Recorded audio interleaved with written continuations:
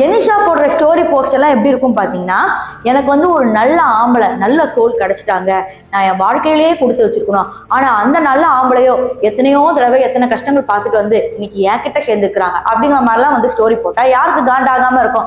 அதாவது இங்க பிரச்சனை ஆர்த்தி ரவிக்கும் ரவி மோகனுக்கும் சம்பந்தமே இல்லாம கெனிஷா வந்து இப்ப கேர்ள் ஃப்ரெண்டா இருக்காங்கன்னா இவங்க ரெண்டு பேருக்கு இடையில இப்ப நான் தான் ரொம்ப பாவம் அப்படிங்கிற மாதிரி விக்டிம் கார்டு அடிக்கிறாங்க.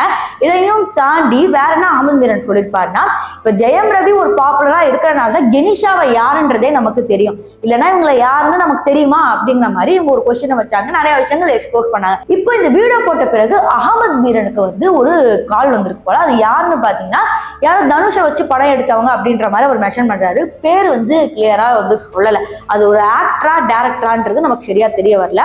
அந்த தெரியாத ஒரு பிரபல நபர் வந்து அகமது மீரனுக்கு மெசேஜ் அனுப்பிச்சு, சார் உங்ககிட்ட பேசலாமா அப்படிங்கிற மாதிரி ஸ்டார்ட் பண்ணிடுறாங்க. அகமது மீரனுக்கும் அவரை வந்து தெரியும் போல. இப்போ கால் பண்ணி பேசுறப்ப ஜெயம் ரவி கெனிஷா வந்து அப்படி இல்லை இப்படி இல்லை, கொஞ்ச நாள் டேட் பண்ணாங்க, இப்போ அவங்க சேர போறாங்க அப்படிங்கிற மாதிரி என்னென்ன கதையோ பேசிருக்காங்க. அது உண்மையா இல்லையான்றது நமக்கு தெரியல. மேபி அந்த வியூஸ்க்காக கூட அகமது மீரன் போய் சொல்லியிருக்கலாம்.